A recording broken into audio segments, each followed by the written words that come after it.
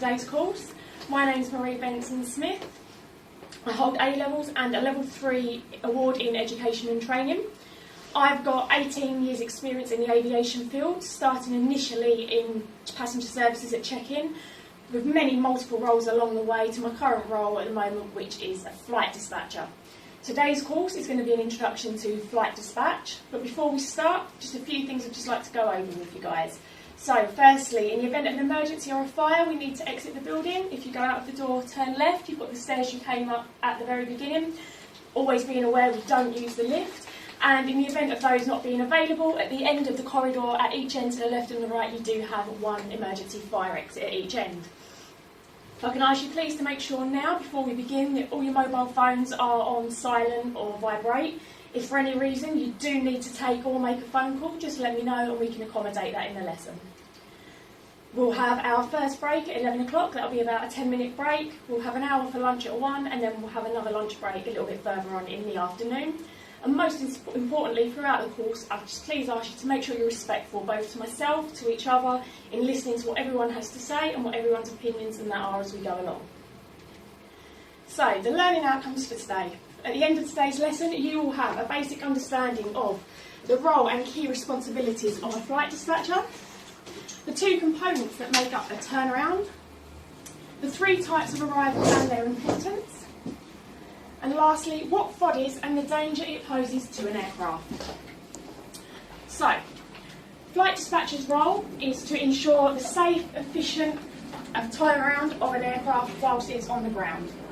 Some of the key responsibilities that we use as we go along is we oversee the safe offload of the inbound passengers and the safe offboarding of the outbound passengers, making sure they're not wandering anywhere they shouldn't be going, making sure they're not doing things they shouldn't be doing, like smoking or the use of mobile phones.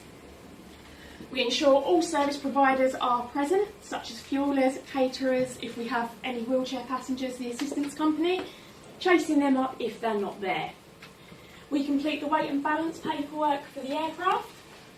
We ensure the correct baggage is loaded onto the flight. And one of the most important key factors is the time management of the turn. For every minute that aircraft is on the ground that it shouldn't be, we are answerable. We need to know why that aircraft is on the ground. So in order to explain that delay to the airline, what went wrong? Why was it here when it shouldn't have been? So we'll start with the first one. What is a turnaround? So a turnaround can be divided into two main components. Using the pictures as a clue, can anyone give me a guess of what they think those two components could be? Arrival and departure. Perfect, yeah. So, the aircraft arrival, coming in to its destination, and the aircraft departure, going out to its destination. When these two events happen in quick succession, we call it a turnaround. Straight turnaround comes in, we offload passengers and bags, put the outbound passengers and bags on, and it goes straight out. So, there are three main types of arrival that you can have here in the UK. First one is a domestic. This is an internal flight, so for us in the UK, that would be anywhere in Scotland, Wales, England or Northern Ireland. You wouldn't need a passport, you are free to go as and when you want between those countries. It would be the same concept if a flight was going to, say, Lyon to Paris in France. It's a domestic because it starts and ends in the same country.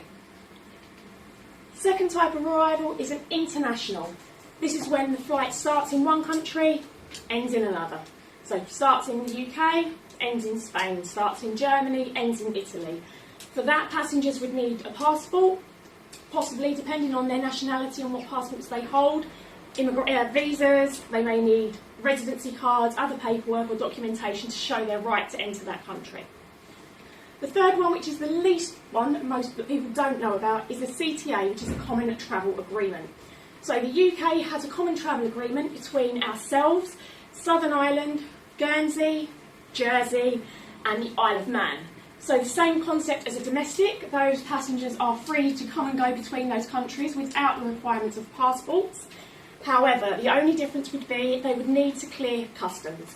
So they would go through a separate route whereby they wouldn't do immigration like the international and passport control, but they do still have to go through and clear customs.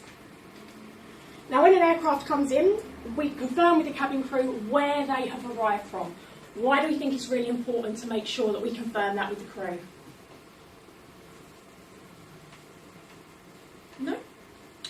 So it's to make sure the passengers are directed via the correct route. If we put a domestic passenger through an international arrival, they might not have a passport on them. They're not required to have one. Same concept if we put an international through a domestic. If they don't have the right documentation to enter the country, you'll never know, because there's no passport control on a domestic arrival. So it's really important that we always clarify where they have come in from. So in order to help us do this as dispatchers, one of the things we fill out is this on the right called an arrival card. So what we would do is we would fill out the details on here, as you can see, with your name, the date, what stand your aircraft's coming in on, the flight number, where it's come from, the type of arrival, how many passengers, what the registration of the aircraft is, and then once we've confirmed with the crew, we circle which type of arrival it is. That's a fail-safe for us as one of the documents that we file with our paperwork, just to confirm that we have done our job correctly. Now, the information we get off of there, we would get off of one of these. This is what is called a mayfly. If you want to just take one each and pass it down.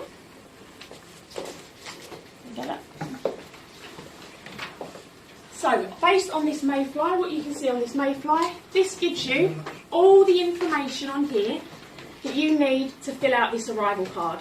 So the left column is your aircraft registration, then it's your stand, your flight number. Now I know you won't be familiar with the destinations, but in time you will learn those. What time it's meant to arrive, so your STA is your scheduled time of arrival, and how many passengers are on board that inbound.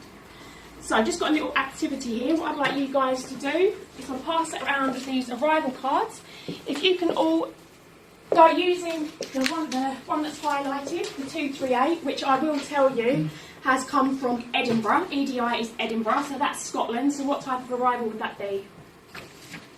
Yeah, that's perfect. So if you can just have a little go for me, using that Edinburgh flight, just to fill out one of the arrival cards for me, please.